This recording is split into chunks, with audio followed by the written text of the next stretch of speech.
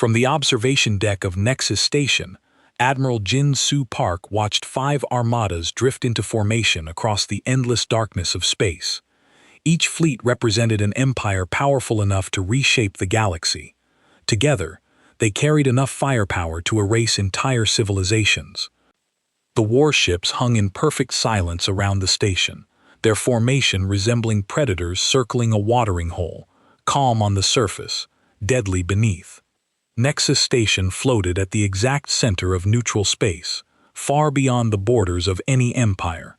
For centuries it had been the one place where ancient enemies laid down their weapons long enough to negotiate. At least, that was the tradition. Whether tradition would survive today was another question entirely. The Sector Empire arrived first. Its newest battlecruisers emerged from hyperspace in flawless formation, their obsidian hulls reflecting the station's lights like black mirrors. Every vessel radiated the quiet confidence of a civilization that had never forgotten how to wage war. Commanding the fleet was High Commander Zixt Thara. Tall, broad-shouldered, and covered in emerald scales that shifted toward crimson whenever anger stirred beneath the surface, she had earned a reputation as the strategist who had never lost a campaign. One by one, the remaining great powers entered the system. 5 fleets, 5 rival empires, thousands of warships, 1 diplomatic summit. Admiral Park folded his hands behind his back as another formation appeared on the tactical display. If these negotiations failed, history would remember this gathering not as the conference that preserved peace, but as the moment the greatest war the galaxy had ever seen truly began. Right now they were shifting between green and red, which meant trouble. The hegemony of worlds brought crystal ships that looked like floating jewels. Chancellor Vorak led their delegation. His body was made of living crystal that rang like a bell when he moved. The sound always made Park think of wind chimes in a storm. The Hive Collective's vessels looked like giant insects made of metal. War Prime Gomth commanded them from a ship that resembled a massive beetle. His species worked as one mind, but Golmoth spoke for all of them in these meetings. The Celestial Alliance ships were the strangest of all. They seemed to be made of pure light, held together by force fields. Ambassador Lyrian Vel represented them. She was so bright that others needed special glasses to look directly at her. And then there was the single human observation vessel. The Ui's diplomat was tiny compared to the Empire fleets. It carried only Park and a small crew. Most of the Empire representatives barely noticed it was there. Park walked through the station's corridors toward the main conference room. Beings from dozens of species moved past him. Some looked at his human uniform with curiosity. Others ignored him completely.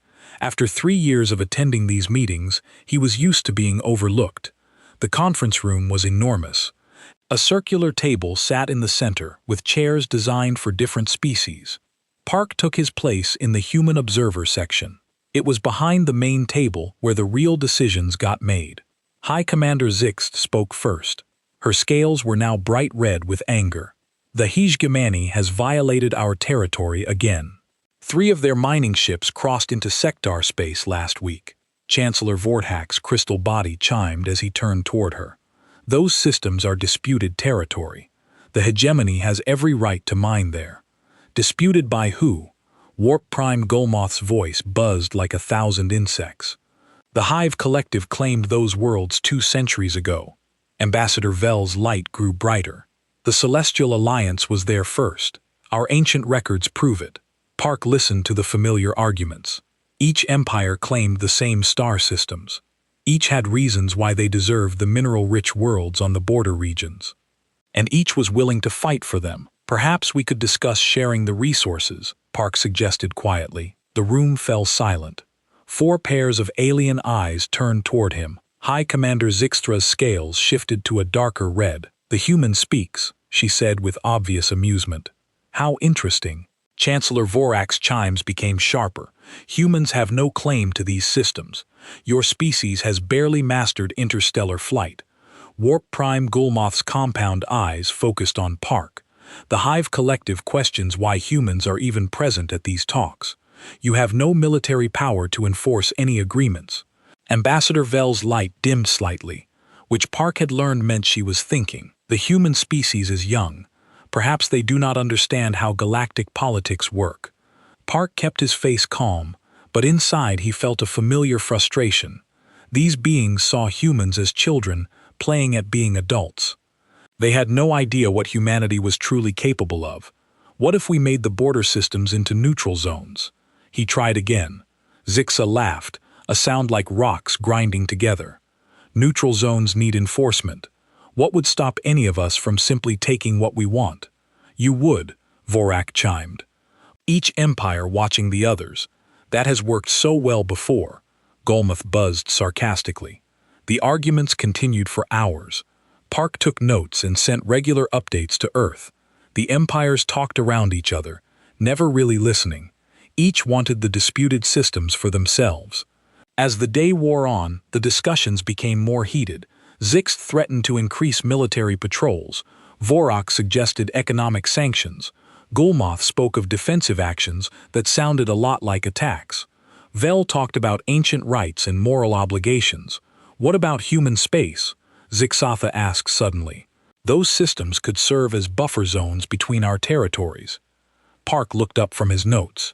Human space is not part of these negotiations.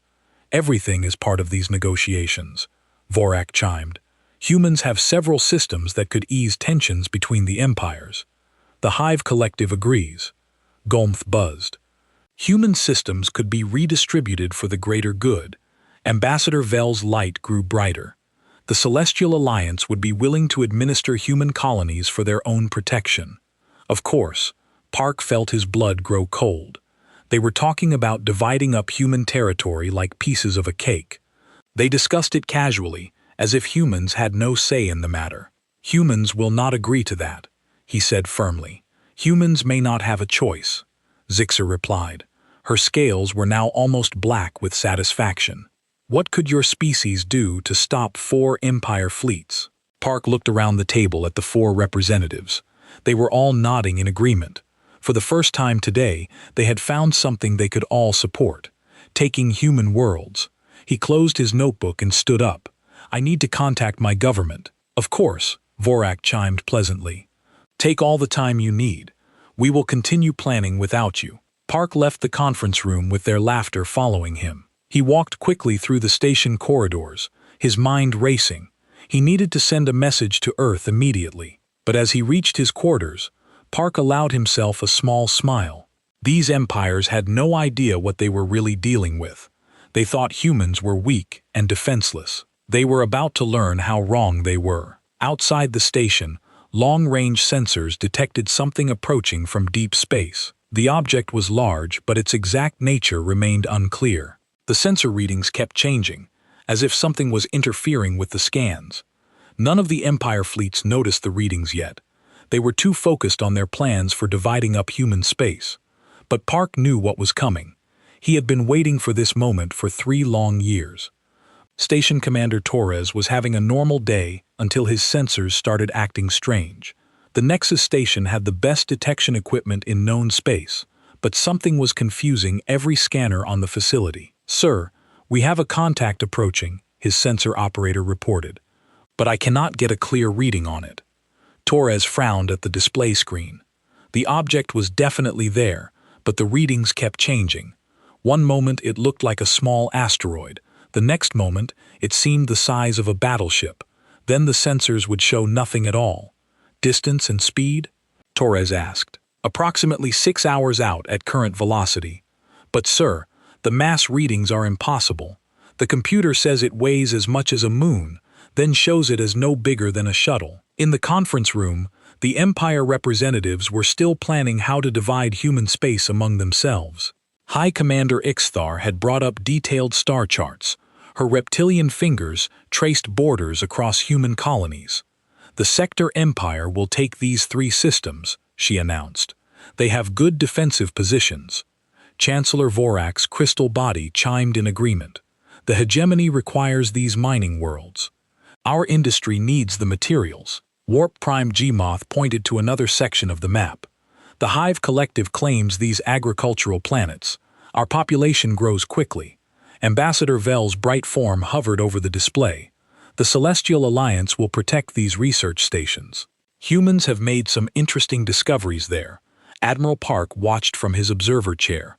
His face showed no emotion, but his fingers moved slightly under the table. He was pressing buttons on a small device hidden in his pocket.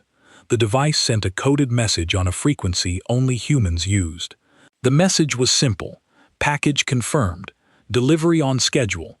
Somewhere far from the station, that message was received and acknowledged. What about the human homeworld? Zixthera asked. Earth has significant resources, too well defended, Forak chimed.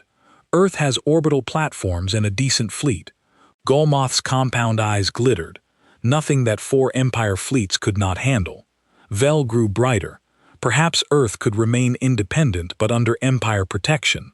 Park finally spoke up. You are making a serious mistake. The 4 representatives turned to look at him. Zixthera's scales shifted to an amused green color. Are you threatening us, human? She asked with obvious entertainment. I am warning you, Park replied calmly. Humanity is not as helpless as you believe. Golmoth's wings buzzed with laughter. Your largest warship is smaller than our escorts. What could humans possibly do against Empire fleets? Park smiled for the first time that day. You will find out soon enough. Station Commander Torres was getting more worried about the sensor readings. The unknown contact was now 3 hours away, and his equipment was completely confused.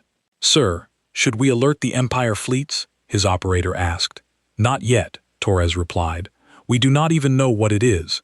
Could be a sensor malfunction. But deep down, Torres knew his equipment was working perfectly. Something out there was deliberately confusing their scans. That took very advanced technology. In the conference room, the Empire representatives continued their planning. They had moved past discussing which systems to take. Now they were talking about how to take them. A show of force should be enough. Zix suggested. Humans will surrender when they see our fleets.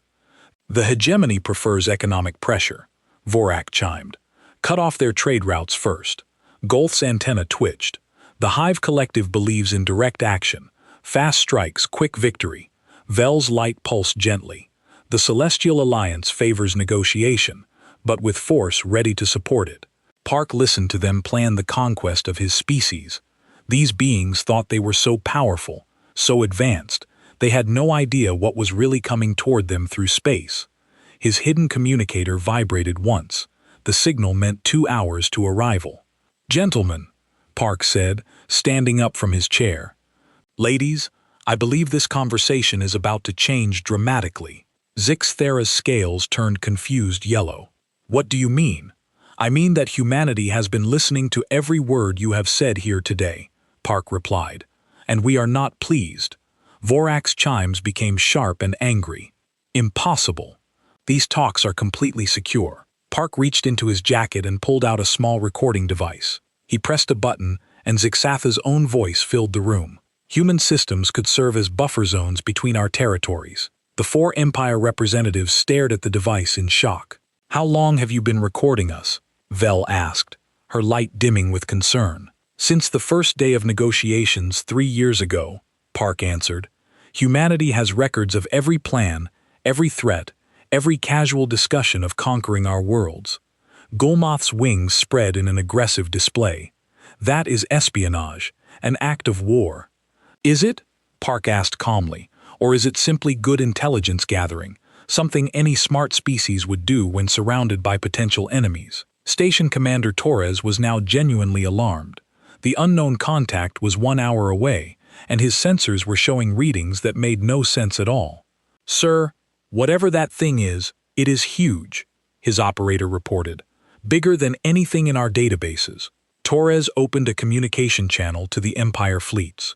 This is Nexus Station Control. We have an unidentified contact approaching.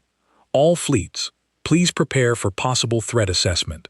The response came immediately from all 4 Empire flagships. They wanted to know what kind of threat, from which direction, and how big. Unknown on all counts. Torres had to admit, our sensors cannot get clear readings. In the conference room, Admiral Park was checking his communicator again.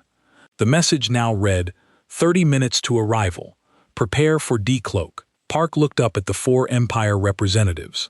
They were still arguing about his recording device and what it meant for their plans. "I suggest you contact your fleets," he told them quietly. "Why?" Zixa demanded. "Because in 30 minutes, you're going to meet the real human military," Park replied, "and I think you will find it very different from what you expected." Vorak's crystal body was chiming rapidly with anxiety. "What are you talking about?" Before Park could answer, the station's alert system activated. Red lights flashed throughout the facility, and an automated voice announced, "Unknown contact approaching. All diplomatic personnel report to secure areas." The four Empire representatives looked at each other with growing concern. Something was happening, something they did not understand. Park remained calm in his chair. He had been waiting 3 years for this moment. 3 years of listening to Empire threats and conquest plans. 3 years of being treated like a child among adults. That was about to end. Outside Nexus Station, the Empire fleets were moving into defensive positions. Sector battle cruisers powered up their weapons. Hegemony crystal ships charged their energy projectors. Hive collective vessels spread their wings and prepared to swarm. Celestial Alliance lightships began glowing brighter. And in the darkness of space, something massive was approaching. Something that was about to change everything the Empires thought they knew about humanity. Admiral Park smiled as he felt the station's hull vibrate slightly. That vibration meant engines. Very large engines getting very close. "Gentlemen, ladies," he said to the shocked Empire representatives, "I would like you to meet the real human fleet." The space around Nexus Station suddenly filled with light, as something enormous materialized out of nowhere. The Empire fleets had been watching empty space one moment, and the next moment, a massive human warship hung before them like a metal mountain. Station Commander Torres stared at his displays in complete shock. The ship was 3 times longer than the largest sector battlecruiser. Its hull was dark gray with strange markings that seemed to shift and change as he watched. "By all the gods," Torres whispered, "where did that come from?" On the sector flagship, High Commander Zixathara was having the same reaction. Her scales had turned pure white with shock. Her bridge crew was scrambling to get sensor readings on the human vessel. "Report," she barked at her sensor officer. "Commander, the readings are impossible," the officer replied, his voice shaking. "That ship should not exist. The power signatures are beyond our understanding." The human warship hung silently in space, making no aggressive moves, but its very presence changed everything. It dwarfed every other vessel in the area. In the conference room, Admiral Park was watching the Empire representatives with quiet satisfaction. All 4 of them were receiving urgent messages from their fleets. Their confident expressions had changed to confusion and fear. "What is that thing?"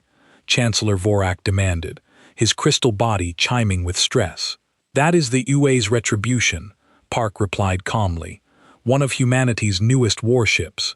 War Prime Golm's compound eyes were fixed on a datapad, showing images from his fleet. "The Hive Collective has no ships that large in our databases." Ambassador Vel's light was flickering with anxiety. "How long has humanity possessed such vessels?" Park smiled. "Long enough." On the bridge of the Retribution, Fleet Admiral Sarah Chen stood watching the Empire fleets through the main view screen. She was a small woman with gray hair and calm eyes, but her presence commanded immediate respect from every human officer around her. "Admiral, we are receiving multiple scan attempts," her sensor officer reported. "All Empire fleets are trying to analyze our capabilities."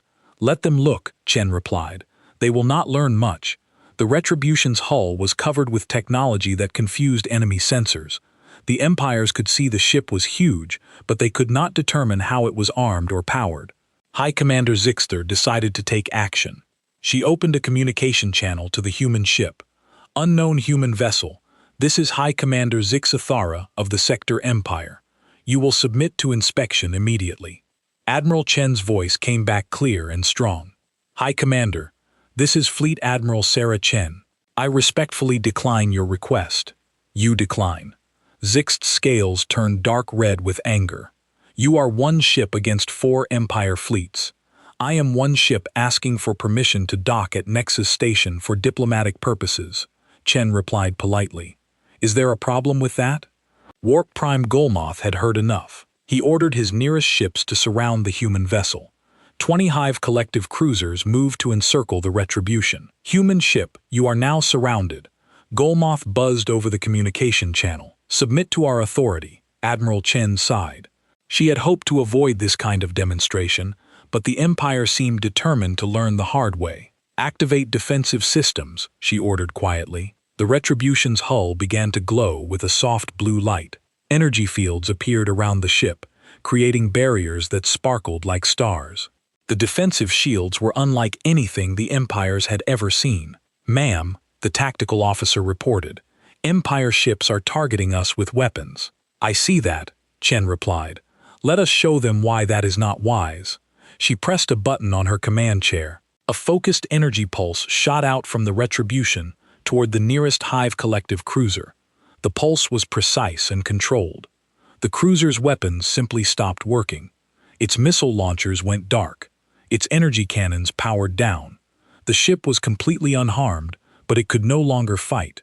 What did you do? Golmoth demanded over the communication channel. I turned off your weapons, Chen replied calmly. No one was hurt. Your ship is perfectly fine. It just cannot shoot at anyone right now. On Nexus Station, Chancellor Vorthak was trying to scan the human ship with the station's most powerful sensors. The readings he got back made no sense. The energy output is impossible, he told the others. That ship produces more power than some of our space stations. Ambassador Vel was studying her own data. The defensive fields are beyond our technology. How did humans develop such capabilities? Admiral Park had been quiet during the display, but now he spoke up. You assumed humanity was weak because our older ships were small and simple. You never wondered if we might have newer ships. How many ships like this do humans possess? Zixatha asked. Park's smile grew wider. Would you like to find out?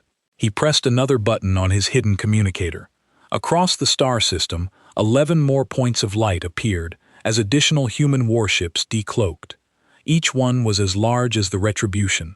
Each one hung silently near important Empire installations. The Empire fleets were no longer surrounding one human ship. They were surrounded by 12 human dreadnoughts positioned at strategic points throughout the system. Impossible, Vorak chimed, but his voice was weak with shock. Admiral Chen's voice came over the communication system again. Empire commanders, I suggest we return to diplomatic talks. I believe we have much to discuss. High Commander Zixt looked at the tactical display showing 12 human warships. Each one was larger and more powerful than her entire fleet. Her scales had turned a sick yellow color. How long have you been watching us? She asked quietly. Long enough to know about your plans for human space, Chen replied. Long enough to hear every threat, every casual discussion of conquest, every assumption that humanity could not defend itself. War Prime Golm's wings drooped as he realized the situation. The Hive Collective prided itself on superior tactics, but they had been completely outmaneuvered. What do you want? He asked. Right now, I want to dock at Nexus Station and join the peace talks, Admiral Chen said. I believe humanity should have a voice in decisions about galactic affairs. Ambassador Vel's light was very dim now, and if we refuse, Admiral Chen was quiet for a long moment. When she spoke again, her voice was gentle but firm. Then you will learn that humanity has been preparing for this day for a very long time. We hope it does not come to that. In the conference room, Admiral Park looked around the table at the 4 Empire representatives. Their confident plans for dividing human space had evaporated in a matter of minutes. Shall we begin real negotiations? He asked politely. Chancellor Vorthak's crystal form was chiming softly with resignation. It appears we have no choice. You always had a choice, Park replied. You could have chosen cooperation over conquest. You can still make that choice now. Outside the station, the 12 human warships waited patiently. They had revealed themselves not to start a war, but hopefully to prevent one. The balance of power in the galaxy had just changed forever. The question now was what the empires would do about it. Admiral Chen prepared to board Nexus Station. She carried with her terms for a new kind of peace, one based on mutual respect rather than fear. But first, the empires would have to decide if they could accept that humanity was no longer the weak species they had dismissed for so long. The real negotiations were about to begin. Admiral Sarah Chen walked through the corridors of Nexus Station, accompanied by 6 human Marines in dark blue uniforms. Every alien being they passed stopped to stare at the small human woman who commanded such massive warships. Station Commander Torres met them at the docking bay. He was a nervous man with 4 arms and purple skin, and all 4 of his hands were shaking as he saluted. "Admiral Chen, welcome to Nexus Station," he said, trying to keep his voice steady. "The Empire representatives are waiting in the main conference room." Chen nodded politely. "Thank you, Commander. I appreciate your hospitality during these difficult circumstances." As they walked toward the conference room, Torres could not help asking the question that was burning in his mind. "Admiral, may I ask how humanity developed such advanced ships? Our records show humans only achieved interstellar flight 50 years ago." Chen smiled at the worried alien commander. "Commander, humans have always been very good at learning from their mistakes, and we have made many mistakes over the years." The conference room had been rearranged. A larger chair had been brought in for Admiral Chen, and the human observer section had been moved to the main table. Admiral Park stood as Chen entered, then took his seat beside her. The 4 Empire representatives looked very different from how they had appeared that morning. High Commander Zixthera's scales were still pale with shock. Chancellor Vorthak's crystal body was chiming quietly with stress. Warp Prime Gomth's wings hung low with defeat. Ambassador Vel's light was dimmed to barely a glow. "Gentlemen, ladies," Admiral Chen said as she sat down, "I believe we need to have an honest conversation about the state of galactic affairs." Zixthera was the first to speak. Her voice was careful and controlled. "Admiral Chen, the Sector Empire demands to know how long humanity has possessed such advanced military capabilities." Chen reached into a briefcase and pulled out a datapad. She placed it on the table where everyone could see the screen. "For 37 years, she replied. "Ever since the first time Empire ships entered human space without permission, the datapad showed recordings of Empire vessels conducting what they called survey missions in human territory. The dates went back decades." Chancellor Vorak leaned forward, his crystal body ringing with surprise. "Those were legitimate exploration missions." "Were they?" Chen asked. She pressed a button on the datapad. Audio recordings began to play. The voices belonged to Empire commanders discussing human weaknesses, resource locations, and the best ways to conquer human colonies. The recordings were clear and detailed. "These conversations took place on ships in human space," Chen explained. "Ships that thought their communications were secure." War Prime Golm's compound eyes focused on the datapad with growing horror. "You have been monitoring our communications for decades. We have been defending ourselves," Chen corrected gently. "When 4 powerful empires keep sending ships to study your worlds and discuss conquering them, you tend to pay attention." Admiral Park spoke up for the first time since Chen's arrival. "Every peaceful survey mission was actually intelligence gathering for future invasions. We know, because we heard you planning them." Ambassador Vel's light flickered with what humans had learned was embarrassment. The Celestial Alliance never intended actual conquest. Chen pressed another button on the datapad. Vel's own voice filled the room, discussing how to guide human development and protect them from their own primitive impulses. "Perhaps not conquest in the traditional sense," Chen agreed, "but certainly the intention to control human civilization for what you believed was our own good." The room fell silent as the Empire representatives realized how completely their activities had been monitored. Every secret meeting, every private conversation, every casual dismissal of human capabilities had been recorded. Chancellor Vorak was the next to speak. His crystal form was chiming rapidly with agitation. "If humanity possessed such advanced technology, why did you remain hidden? Why appear weak?" Chen leaned back in her chair and considered the question carefully.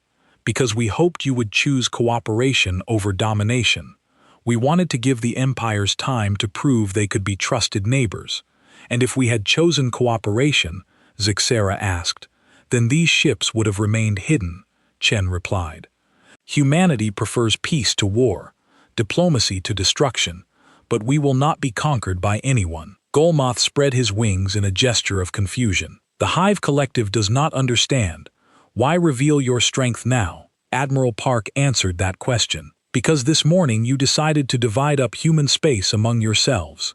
You moved from planning potential invasions to actively plotting the conquest of our worlds. Chen pressed another button, and the morning's conversation played back for all to hear. The Empire representatives listened to themselves casually discussing which human colonies each empire would take. That conversation crossed a line. Chen said quietly, "Humanity could not allow such plans to continue." Ambassador Vel's light grew slightly brighter as she gathered courage to ask the most important question. What happens now? What does humanity demand? Chen stood and walked to the large window overlooking space. The 12 human dreadnoughts were visible in the distance, their hulls gleaming in the starlight. Humanity demands respect, she said. We demand to be treated as equals in galactic affairs, not as primitives to be conquered or guided. She turned back to face the Empire representatives. We demand an end to uninvited surveys of human space. We demand honest negotiations instead of secret plans for conquest. And if we refuse, Zixra asked, though her voice suggested she already knew the answer. Chen returned to her seat and activated the datapad one more time. The screen showed a galactic map with every major Empire installation, trade route, and military base clearly marked. Then you will discover that humanity has been preparing for that possibility for 37 years, she replied.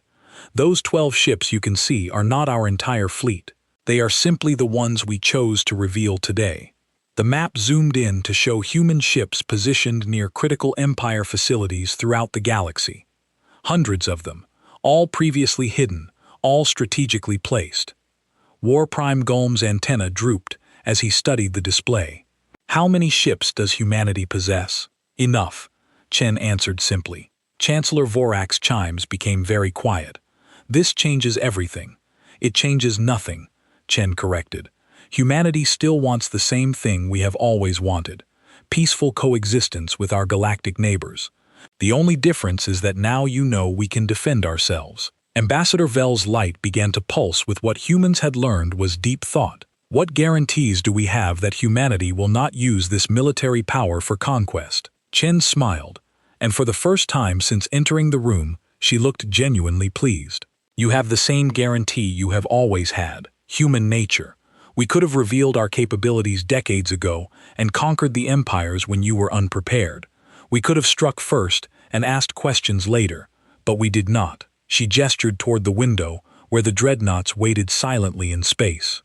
Those ships carry enough firepower to destroy entire fleets, but their first action was to disable weapons rather than destroy enemies. Human power has always been tempered by human conscience. Admiral Park added his own observation. For 37 years, humanity has had the ability to dominate the galaxy. Instead, we chose to remain hidden and hope for peace. High Commander Zixathara looked around the table at her fellow Empire representatives. All of them were processing the same terrible realization.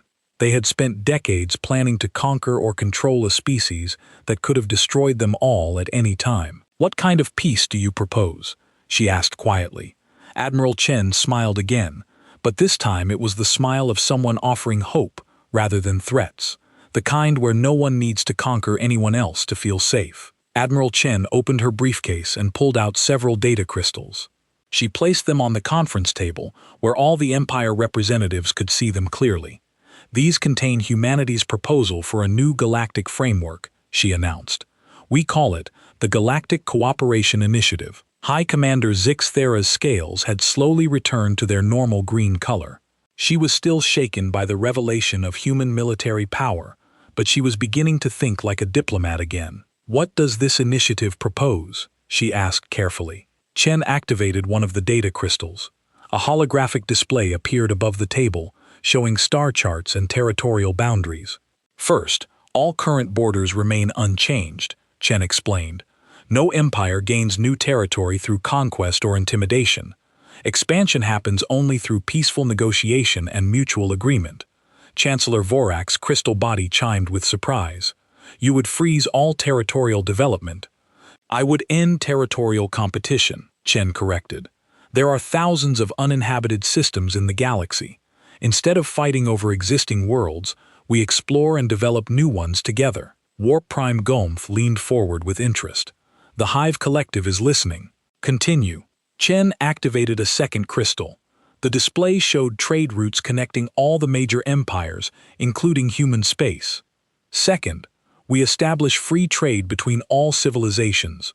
No more economic warfare. No more trade blockades. No more using commerce as a weapon. Ambassador Vel's light grew brighter with curiosity. The Celestial Alliance has always supported free trade, but what about military considerations? Chen smiled and activated the third crystal. The display showed a new type of space station, larger and more advanced than anything currently existing. Third, we create joint defense stations throughout the galaxy. Each station is controlled by representatives from all participating civilizations. If any external threat appears, we face it together. Admiral Park spoke up to explain further. These stations would not be used against member civilizations. They exist only to protect against pirates, unknown threats, or aggressive newcomers to the galaxy. Zixthera studied the holographic station design with professional interest. The Sector Empire would want our own security personnel on these stations. Of course, Chen agreed. Every empire contributes ships, personnel, and resources. Every empire has equal representation in command decisions. Chancellor Vorak's chimes became more rhythmic as he processed the information. This would require unprecedented cooperation between species that have been enemies for centuries. Which brings us to the fourth point, Chen said, activating the final crystal. The display showed plans for a massive research and education facility. The design included laboratories, libraries, and living spaces for thousands of beings from different species. The Galactic Science Institute, Chen announced. A place where the best minds from all our civilizations work together on projects that benefit everyone. War Prime Gomth's wings spread with excitement. The Hive Collective has always valued the advancement of knowledge. What kind of projects? Medical research to cure diseases that affect multiple species, Chen replied. Environmental technology to restore damaged worlds. Energy systems that are more efficient and less harmful. Space exploration to find new homes for growing populations. Ambassador Vel's light was now pulsing with genuine enthusiasm. The Celestial Alliance would contribute our most advanced scientists to such an endeavor. Admiral Park activated his own datapad and shared additional information. The Institute would also preserve the cultural knowledge of all participating civilizations. Art, music, literature, philosophy, everything that makes each species unique. Chen stood and walked around the table, looking at each empire representative in turn. This is humanity's vision for the future, she said. Not conquest, not domination, but cooperation, working together instead of fighting each other. High Commander Zixt was quiet for a long moment. Her scales shifted through several colors as she thought. The Sector Empire has one major concern, she finally said. What prevents any single civilization from becoming too powerful under this system? Chen returned to her seat and leaned forward. The same thing that has prevented humanity from conquering the galaxy for the past 37 years. Mutual oversight and moral restraint. She gestured toward the window where the human dreadnoughts still waited silently. Those ships represent more military power than all 4 Empire fleets combined, but they have never been used for conquest because humans believe power exists to protect, not to oppress. Chancellor Vortak's chimes became very soft. The hegemony of worlds would require guarantees of equal representation in all decision-making bodies. Every civilization gets equal votes, regardless of military strength or economic power, Chen assured him. Decisions are made by consensus, not by force. War Prime Golm stood and walked to the window. He stared out at the human warships for several minutes before speaking. The Hive Collective has always believed in strength through unity, he said finally, but we have sought that unity through domination. You propose unity through cooperation. Cooperation is stronger than domination. Admiral Park observed, willing allies fight harder than conquered subjects. Ambassador Vel's light grew very bright as she made her decision. The Celestial Alliance accepts this proposal in principle. We believe it represents the best hope for galactic peace." Her announcement seemed to break a dam. Chancellor Vorthak's crystal form chimed with agreement. The hegemony of worlds also accepts this initiative, offers stability and prosperity for all. War Prime Golmth turned from the window with his wings spread wide. The Hive Collective agrees to participate. Unity through cooperation is worth attempting. All eyes turned to High Commander Zix Thara. Her scales shifted through several colors as she weighed her options. Finally, they settled on a deep blue that humans had learned meant thoughtful acceptance. "The Sector Empire will join this initiative," she announced, "but we insist on detailed negotiations about implementation." Chen smiled broadly for the first time since entering the station. Of course, the devil is always in the details, as humans say. Admiral Park activated the station's communication system. "This is Admiral Park to all human vessels. Stand down to peaceful status. Negotiations have been successful." Throughout the star system, the 12 human dreadnoughts powered down their weapons and defensive systems. They remained visible as a reminder of humanity's capabilities, but their threatening posture was relaxed. Chen stood and extended her hand to each Empire representative in the human gesture of friendship. Some of them were unfamiliar with the custom, but all of them accepted the gesture. "This is just the beginning," she told them. "Building trust between former enemies will take time and patience, but it will be worth the effort," Zixra replied. Her scales had turned a warm gold color that indicated hope. 6 months later, construction began on the first joint defense station in the neutral zone between Sector and Hegemony space. The station was designed by engineers from all 5 civilizations working together. 1 year later, the Galactic Science Institute opened its doors to researchers from across the galaxy. Their first joint project was developing medical treatments for a plague that had been affecting Hive Collective agricultural worlds. 3 years later, the first joint exploration mission departed to investigate promising star systems beyond the galactic rim. The fleet included ships and crews from all participating civilizations, and in a small office on Nexus Station, Admiral Park worked as the first director of interspecies relations. His job was to help resolve disputes before they became wars, using words instead of weapons. The galaxy had not become perfect overnight. There were still disagreements, still cultural misunderstandings, still moments of tension, but there had been no wars, no conquests, no casual discussions of dividing up weaker species. The empires had learned that humanity's greatest strength was not their advanced warships or hidden fleets. It was their willingness to extend trust and offer cooperation even to former enemies. And perhaps most importantly, they had learned that true security came not from being the strongest, but from making sure no one needed to fear their neighbors. The unknown human warship had uncloaked to prevent a war. In the end, it had done something much better. It had helped create a lasting peace.